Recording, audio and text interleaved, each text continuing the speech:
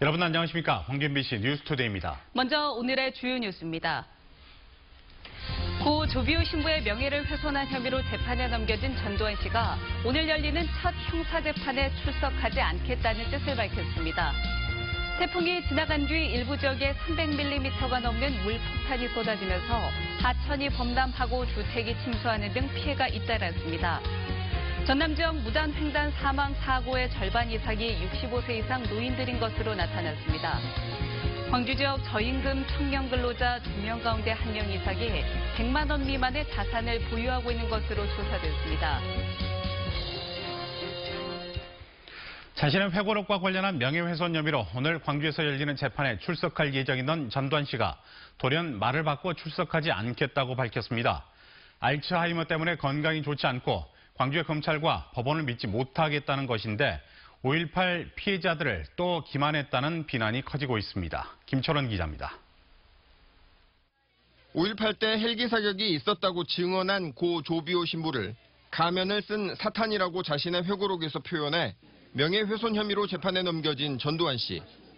광주지방법원에서 오늘 열리는 첫 재판에 출석하겠다는 의사를 며칠 전 밝혔습니다. 그런데 재판 하루 전인 어제 부인 이순자 씨를 통해 출석하지 않겠다며 입장을 바꿨습니다.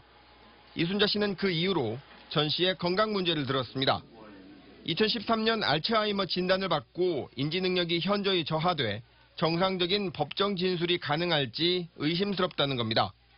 전직 대통령이 공개된 장소에 나와 앞뒤도 맞지 않는 말을 되풀이하고 동문서답하는 모습을 국민들에게 보일 수는 없다고 말했습니다. 공정한 수사와 재판에 대한 의구심도 드러냈습니다. 이순자 씨는 5.18 광주 사태라고 칭하면서 광주의 검찰과 법원이 지방의 민심에 영향을 받지 않고 공정을 유지하기 어려울 것이라고 주장했습니다. 그러면서 서울에서 재판을 받게 해달라는 요구를 들어주지 않은 광주지검과 법원을 싸잡아 비난했습니다. 법원은 재판 진행 여부를 오늘 오전 중으로 결정할 방침입니다. 전 씨의 입장문은 앞으로도 재판에 출석하지 않겠다는 뜻으로 읽혀 강제구인 등 형사재판의 절차를 밟게 될지 법원의 결정이 주목됩니다. 전 씨가 재판 출석 의사를 돌연 번복하면서 5.18 피해자와 광주 시민들을 또 한 번 기만했다는 비난이 거세지고 있습니다. MBC 뉴스 김철원입니다. 태풍이 핥히고 지나간 자리에 폭우가 내리면서 일부 마을이 쑥대밭이 됐습니다. 곳에 따라 최고 300mm가 넘는 물폭탄이 쏟아지면서 하천이 범람하고 주택이 침수하는 등 피해가 잇따랐습니다. 문영철 기자입니다. 흙탕물로 가득 찬 주택 앞마당에 세탁기 같은 가전제품만 쓰러져 있습니다. 비료포대와 나무 판자까지 동원해 빗물을 막아보려 안간힘을 쓰지만 마을은 이미 물바다로 변했습니다. 시간당 60mm가 넘는 물폭탄에 인근 하천까지 범람하면서 주택 10여 채와 농경지, 도로 곳곳이 순식간에 물에 잠겼습니다. 놀란 주민 50여 명은 인근 마을 회관 등으로 급하게 몸을 피했습니다. 이 내창이 넘어갔고 저는 넘어서 밤 되었고 이렇게 들어와 보니까 그때는 뭐 여가 있을 수가 없어. 물이 잘라드니까. 이곳에 새벽부터 오후까지 내린 비의 양은 무려 325mm를 기록했습니다. 마을 인근에 있는 밭입니다. 도로가와 주택에 있던 각종 집기들이 거센 빗물에 휩쓸려 이곳까지 떠밀려 왔습니다. 이 마을은 침수 위험지구로 지정돼 있지만 피해 예방을 위한 공사는 수년째 이루어지지 않고 있습니다. 물은 뭐 한 번, 두 번 드는 게 아니고 계속 지금 이렇게 비만 많이 오면은 침수가 돼가지고. 순천시는 올해 말에나 하천 신설 공사에 들어갈 계획입니다. 행정 계획이 절차가 4년 정도 걸리고 있습니다. 150억 정도를 투자를 해서 물을 분산시키는 그런 공사를 추진하고자 합니다. 태풍이 지나가자마자 숨 돌릴 틈도 없이 물벼락을 맞은 시골 마을 주민들은 공사가 끝날 때까지 피해가 반복되지 않기만을 바라고 있습니다. MBC 뉴스 문형철입니다. 태풍 쏠릭의 영향으로 도내 농경지 피해가 300여 헥타르에 이르는 것으로 잠정 집계됐습니다. 전라남도에 따르면 지난 23일부터 현재까지 도내에서 벼 쓰러짐 58헥타르 등 320여 헥타르의 농경지 피해가 발생했습니다. 또 순천과 보성 등에서 발생한 낙과 피해 면적도 300헥타르에 달했습니다. 현재 우리 지역에 비가 내리고 있습니다. 특히 어제는 일부 지역에 호우특보도 발효된 가운데 많은 양의 비가 내렸는데요. 광주에는 100mm 이상의 비가 내렸고요. 구례 피아골은 344mm, 구례 성삼재는 289mm의 많은 양의 비가 내리면서 지난 태풍 쏠릭 때보다도 더 세찬 비가 내렸습니다. 현재 레이더 영상 보시면 비구름대는 우리 지역에서 살짝 물러난 상태인데요. 그래도 여전히 비구름대가 머물러 있습니다. 모레까지 비구름대가 오락가락하면서 우리 지역에 비를 뿌릴 예정이니까요. 당분간은 작은 우산을 하나 챙겨 다니시는 게 좋겠습니다. 광주와 전남 남해안 지역은 오늘까지 비 예보가 나와 있고요. 그 외 전남 지역은 모레까지 소나기가 오락가락하겠습니다. 우선 내일까지 예상 강수량은 광주와 전남에 30에서 80mm로 나와 있습니다. 국지적으로 강한 소나기가 쏟아질 가능성이 있겠고요. 비가 내리는 지역은 가시거리가 짧습니다. 교통안전에 주의하셔야겠습니다. 현재 비가 내리는 가운데 광주의 기온 24도 보이고 있고요. 낮 기온은 29도를 보이겠습니다. 그 밖의 지역도 29도 안팎의 낮 기온 보이면서 평년 수준의 기온 분포를 보이겠습니다. 전남 서부권도 29도 안팎의 낮 기온을 보이겠고요. 많은 비가 내렸던 곡성과 구례는 오늘 낮 기온 28도, 여수는 29도를 보이겠습니다. 날씨였습니다. 기온 상승 추세에 맞춰서 아열대 과수재배 농가도 점차 늘고 있습니다. 우리 지역에서도 패션 프루트로 불리는 백향과 재배가 활기를 띠면서 새로운 소득 작목으로 주목받고 있습니다. 김정수 기자입니다. 푸르른 잎사귀 사이로 낯선 과실이 무르익어갑니다. 패션 프루트로 알려진 백향과는 베트남과 대만 등에서 주로 생산되는 대표적 아열대 과수입니다. 기후변화의 흐름 속에 전남에서도 백향과 재배 농가가 매년 늘고 있습니다. 특히 순천 외서면의 백향과는 색다른 맛과 향으로 소비자들의 호응을 얻으면서 농가의 효자 작목으로 자리 잡고 있습니다. 백향과는 우선 일손이 적게 들고 기름값 같은 유지비 부담도 적어서 농사에 큰 도움이 되고 있습니다. 1년에 2번의 수확이 가능한 데다 손품이 덜 가면서 인력난에 허덕이는 고령화 농촌에 적합한 작물로 평가받고 있습니다. 이처럼 도내 재배 환경이 점차 바뀌면서 아열대 과수에 대한 지자체별 대응도 속도를 내고 있습니다. 품종과 면적이 확대되고 귀농 가구의 대안 작목으로 인식돼 맞춤형 지원 대책도 추진되고 있습니다. 농산물의 그 소비 패턴의 변화와 그다음에 기후 변화에 따라서 우리 순천시에는 아열대 작목을 새롭게 도입해서 농가의 새로운 소득 모델을 창출하는데 기술적인 지원과 재정적인 지원을 아끼지 않을 계획입니다. 또 적절한 품종 선택을 통해 심체제 농가들의 소득 향상과 함께 수입과의 대체 효과도 기대되고 있습니다. 전남 지역의 경우 오는 2040년 아열대 기후에 접어들 것이라는 예측이 나오고 있는 가운데 기후변화에 맞춘 새로운 소득 작목 개발에 농가들의 발걸음이 빨라지고 있습니다. MBC 뉴스 김종수입니다. 광주 지역 저임금 근로청년 2명 가운데 1명 이상은 100만 원 미만의 자산을 보유하고 있는 것으로 조사됐습니다. 광주시가 저임금 근로청년을 대상으로 한 청년 비상금 통장 신청자 2,500여 명을 설문조사한 결과 저축 등 자산 보유액이 100만 원 미만인 경우가 전체의 58.6%였고 이 가운데 자산이 없다고 답한 청년이 43.6%였습니다. 또 신청자의 평균 임금은 134만 원, 평균 나이는 26.5세였으며 여성이 77.2%로 압도적으로 많았습니다. 광주시가 오늘 자치구간 경계조정 용역 중간보고회를 열고 경계조정의 원칙과 기준 등을 제시할 예정입니다. 경계조정과 관련해 잠정적으로는 북부 일부를 동부로 주는 소폭 조정안, 그리고 북부 일부를 동부로 주고 광산구 일부를 북부로 편입하는 중폭 조정안, 5개 구의 경계를 흔드는 대폭 조정안의 3가지 안이 마련되는 것으로 알려지고 있습니다. 광주시는 중간보고회에 이어서 주민 의견 수렴 등의 절차를 거쳐 오는 10월쯤 최종안을 내놓을 계획입니다.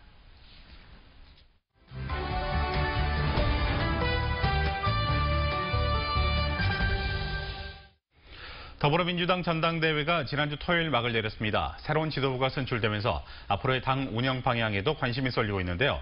한편 바른미래당은 다음 달 2일 새 당대표를 뽑는 전당대회가 열립니다. 네, 김대현 시사평론가와 자세히 이야기 나눠보도록 하겠습니다. 안녕하십니까? 안녕하십니까? 네, 안녕하십니까?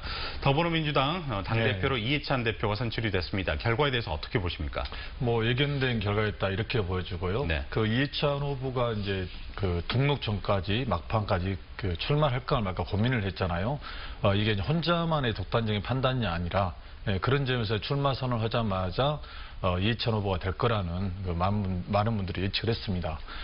이렇게 이제 우리 정치가 예측 가능해 하는데 정치가 예측 가능하지 않고 선거가 늘 이렇게 예측 가능하다는 게 우리 정치의 문제가 아닌가 이런 생각이 듭니다. 네, 그러면 이해찬 대표의 당선이 어떤 의미가 있다고 보십니까? 네, 먼저 이제 세 가지로 보이는데요. 첫 번째는 이제 문재인 정부 후반기 내임덕을 대비하기 위한 강한 리더십. 네. 두 번째로는 이제 21대 그 다가오는 총선에서 승리하기 위한 리더십. 세 번째는 이제 민주당의 그 20년 차기 집권 플랜을 위한 그 리더십이 아닌가 이렇게 보여지고요. 여기에는 이제 지난 노무현 정부의 그 사항을 좀 반면교사 삼자는 의미도 좀 포함이 된 것 같습니다. 네. 당시 이제 참여정부가 레임덕이 빨리 오고 그로 인해서 이제 당내의 불협화음 그리고 역학구도로 인해서 굉장히 그 총선에서 실패하고 그리고 연달아서 이명박 박근혜 정권에게 정권을 내줬지 않습니까? 이거를 이제 반면교사 삼자는 의미가 있는 것 같고 다만 이제 이해찬 대표가 당대표가 되었지만 이 일을 했던 송영길 후보가 주장했던 세대교체론이 이번에 최고위원 선거에서 1위와 2위를 했던 그 박주민, 김혜영 의원이 40대란 말이에요. 그래서 송영길 후보가 주장했던 세대교체론이 최고위원 선거에서 먹혀 들어갔다. 그래서 민주당의 새로운 변화와 갈망이 있다. 이렇게 보여집니다. 네, 이것도 결과 상관없이 앞으로 지켜봐야 될 사항이다. 네, 이렇게 네. 우리가 볼 수가 있을 것 같습니다. 집권 여당의 지도부가 앞으로 그 야당과의 관계 그리고 또 청와대와의 관계 어떻게 설정을 할 거라고 예상하고 계십니까? 그 이해찬 대표가 선거 때 가장 그 가슴 아프게 많이 들었던 부분이 불통의 이미지였지 않습니까? 네네. 그리고 과연 야당과의 협치가 가능할 것인가에 대한 의문점을 가졌었는데 먼저 당청 관계를 보면은 그 문재인 대통령과 이해찬 그 대표가 참여정부 시절에 국무총리와 대통령 비서실장을 했단 말이에요. 그렇게 호흡을 맞춰왔고 이후에도 이제 뭐 노무현의 계승자 그다음에 뭐 또 뭐였죠? 그 친노 자장이라는 네. 그렇죠. 두 분이 계속 관계를 하기 때문에 크게 문제는 되지 않겠다 이렇게 보여지고 다만 현재 요소야대 국면에서 야당과 협치 문제가 가장 큰 걸림돌인데 이 부분도 이제 이해찬 대표가 당선 소감에서 최고 수준의 협치를 하겠다. 네. 바로 5당 대표들과의 그 회담을 가져가겠다 이렇게 했는데 당원들이 국민들이 봤을 때 이해찬 대표를 선택했던 거는 야당의 협치도 중요하지만 야당에 끌려가지 않는 대표를 바라지 않았나 생각됩니다. 네, 말하셨던 것처럼 강한 리더십. 네. 그리고 다음 달 2일에는 바른미래당 전당대회가 있습니다. 지금 구도는 어떻게 진행이 되고 있죠? 네, 민주당과는 달리 이제 순수 집단 지도체제 방식으로 선출하는데요. 현재 이제 6명의 후보들이 있는데 국민당 출신들이 2명, 그리고 바른미래당 후보들이 4명이 올라왔어요. 근데 이거는 이제 최종 1위를 한 후보가 당대표가 되고 2, 3, 4위 순으로 최고위원을 뽑는데 이 중에 한 분은 여성분이 반드시 들어가야 하니까 실질적으로 남성 1, 2, 3 그리고 이제 구도로 보면 국민당 출신과 바른미래당 출신의 이제 싸움이 되는데요. 현재 손학규 후보가 여론조사 1위를 차지하고 있는데 여기 역시 마찬가지로 민주당처럼 세대교체를 바람이냐 아니면 그 경륜이냐 이 문제를 가지고 선거가 지금 진행이 되고 있습니다. 네. 예, 이제 마지막으로 당권 주자들 사이의 쟁점이 어떤 네. 것이 있고 또 이번에 뭐 이해찬 대표도 그렇지만은 그 월드보이의 귀환이다 이런 말들이 네. 많이 나오고 있습니다. 어떻게 보십니까? 그러니까 이제 마찬가지로 민주당의 그 민평당의 그 후보들이 당대표가 전부 올드보이가 됐지 않습니까? 네. 예, 네. 그러다 보니까 손학규 후보도 올드보이죠. 그래서 본인에게는 사실상 그 유리한 지형이 됐는데 경륜이나 중량감 있는 대표를 선택할 것이냐 아니면 다른 말로 세대교체를 주장하는 젊은 후보들의 주장이 되겠느냐 했는데 민주당과 민평당을 봤을 때는 경륜과 중량감을 선택했단 말이에요. 그렇죠. 그래서 이제 이 부분이 가는 것 같고 다만 이제 바른미래당 같은 경우는 대선과 지방선거에서 연달아 패배를 하면서 당의 존립까지 이제 위기에 처했잖아요. 그래서 아무래도 경륜을 선택하지 않을까 이렇게 보여집니다. 예, 지켜보도록 하겠습니다. 네. 오늘 말씀 잘 들었습니다. 고맙습니다. 네, 감사합니다. 감사합니다.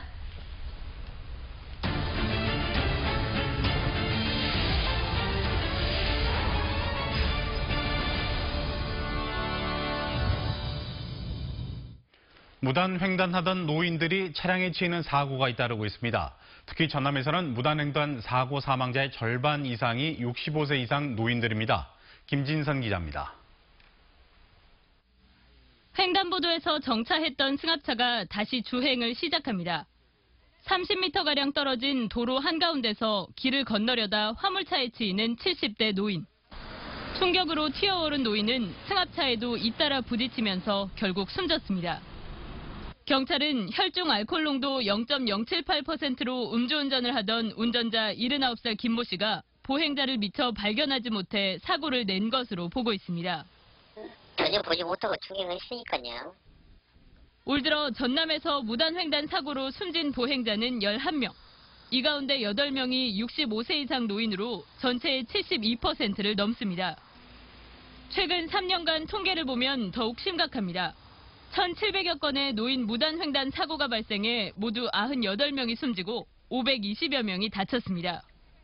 무단횡단 교통사고는 대부분 밤이나 비가 내리는 등 운전자들의 시야 확보가 어려운 때 발생하고 특히 노인들의 경우 큰 인명피해로 이어지고 있습니다.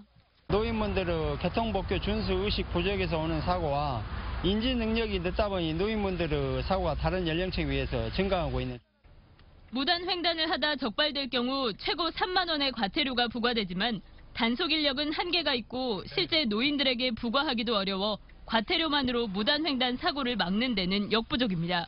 MBC 뉴스 김진선입니다. 어제 오전 10시쯤 광주시 광산구 삼막제 저수지에서 붕어 등 물고기 수백 마리가 집단 폐사있는 것을 행인이 발견해 구청에 신고했습니다. 신고자는 그제부터 저수지 곳곳에서 물고기가 떼죽음을 당해 있었다고 말했고 광산구청은 정확한 원인을 조사할 계획입니다. 영암경찰서는 50대 여성과 30대 남성을 흉기로 살해한 혐의로 59살 안모 씨에 대해 구속영장을 신청했습니다. 안 씨는 지난 24일 오전 축사 투자금 반환 문제를 놓고 피해자 53살 박모 씨와 32살 신모 씨와 다투다 흉기를 휘둘러 박 씨 등을 숨지게 한 뒤 광주로 달아났다 붙잡혔습니다.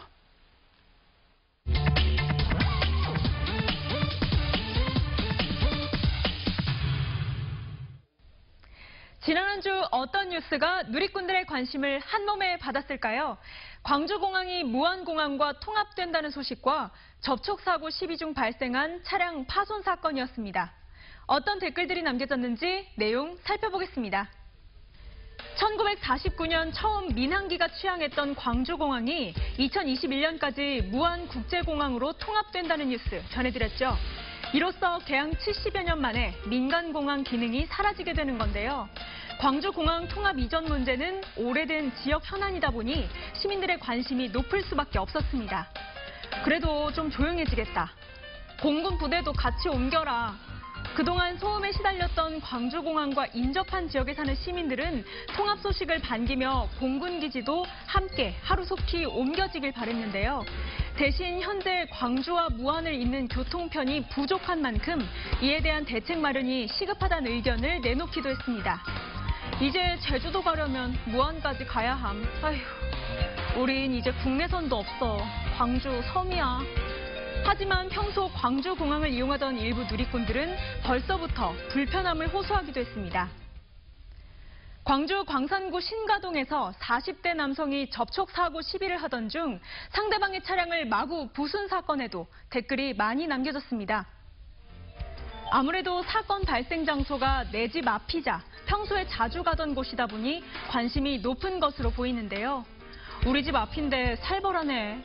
여기 맨날 우리 주차하는 데 아님? 형님 조심하십시오. 누리꾼들은 무서움에 떨면서 이런 다툼이 생기지 않도록 서로 조심하자 당부하기도 했습니다.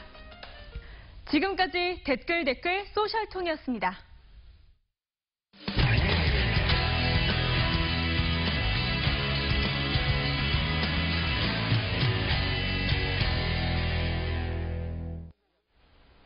안동축제관광재단이 외국 문화예술가를 안동에 초청해 우리 전통예술과 문화를 가르치는 문화 동반자 사업을 펼치고 있습니다.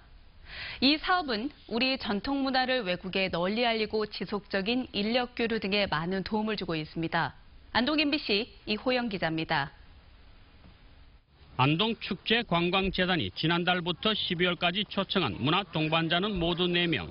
태국과 터키, 우즈베키스탄, 인도네시아 등에서 온 이들은 문화국 소속의 무용수이거나 민속춤을 전공한 각국의 문화예술가입니다. 6개월 동안 관광재단에서 근무하면서 자국의 탈춤과 민속춤을 소개하고 하회 별신구 탈놀이 등 우리의 전통 탈춤과 문화 등을 익힙니다. 이들은 이달 열린 월령 야행에도 참가해 관광객들에게 자국의 다양한 공연을 선보이고 문화 전도사로서의 역할을 수행했습니다. I can show my cultural performance, and at that time, I can saw the Korean classical dance as Hawaii mass dance. I really appreciate. I was excited. 이들은 체류 기간 동안 우리 전통 문화뿐만 아니라 한국어를 배우고 자국에 돌아가 안동의 전통과 한국 문화를 보급할 계획입니다. After 5 months, when I go back to the Turkey, I'm gonna introduce and promote the unique culture about Korean traditional culture and talchum, the mask dance, and even Korean language also. 지난 2010년부터 시행한 문화 동반자 사업으로 안동축제관광재단은 그동안 40여 명의 우호적인 해외 문화 인력들을 배출했으며 이들과 함께 지속적인 문화 교류를 펼치고 있습니다. 탈춤축제에 초청하는 공연단도 문화 동반자의 소개를 통해 가지고 저희 축제에 참여할 수 있는 네트워크를 가졌고요. 또 향후에 있는 저희들이 이제 국제 교류와 관련된 사업을 할 때 이들을 통해 가지고 안동에서 배운 한국 문화가 아시아와 중동의 한류 문화 형성에 굳건한 기반이 되고 문화의 도시 안동의 세계화에도 기여할 것으로 기대됩니다. MBC 뉴스 이호영입니다. 흑산공항 관련 심의 보류로 국립공원 해제 요구가 거세지는 가운데 국회가 흑산공항 예정부지를 방문합니다. 국회 환경노동위원회와 환경부, 국토부, 전남도 등은 오늘 흑산도를 찾아 사업 쟁점 사항을 현장에서 점검하고 철새 대체 서식지를 둘러볼 계획입니다. 또 내일은 국회 국토교통위원회와 환노위 주최로 흑산공항 건설 재심의 통과를 위한 토론회가 국회 의원회관에서 열릴 예정입니다. 상수도관 노후화로 인해서 연간 100억 원이 넘는 수돗물이 땅속으로 새고 있다는 주장이 제기됐습니다. 광주시의회 송형일 의원은 정수장에서 각 가정까지 도착하는 상수도 유수율이 광주가 전국 7대 특광역시 가운데 최하위라며 연간 유수량은 약 1,700만 톤으로 매년 100억 원이 넘는 금액이 땅속으로 사라지고 있다고 밝혔습니다. 송 의원은 누수로 사라지는 물은 고스란히 시민 부담으로 전가되고 있다며 노후관 교체 등 대책 마련을 촉구했습니다. 투어링카 레이싱 대회 한국 시리즈가 창설돼서 영암 F1 경주장에서 오늘까지 이틀 일정으로 경기가 열렸습니다. 이 대회는 현대차를 비롯해서 혼다, 폭스바겐 등 양산차들이 경주하며 합리성과 효율성을 내세운 모터 스포츠 대회로 11월까지 대회를 치른 뒤 중국 등으로 가며 아시아 국제 레이스로 치러집니다. 이번 대회에는 국내외 드라이버 800명, 80대 양산차가 출전했습니다. 광주시교육청이 2022학년도 대입제도 개편 설명회를 엽니다. 설명회는 오는 29일 오후 4시 광주 교육연구원 대강당에서 중학교 3학년 학생과 학부모, 교사를 대상으로 진행되며 교육 전문가들의 개편안 분석과 2022학년도 대입 주요 내용 등이 안내됩니다. 참가를 희망하는 학생과 학부모는 별도의 신청 없이 자유롭게 참석하면 됩니다.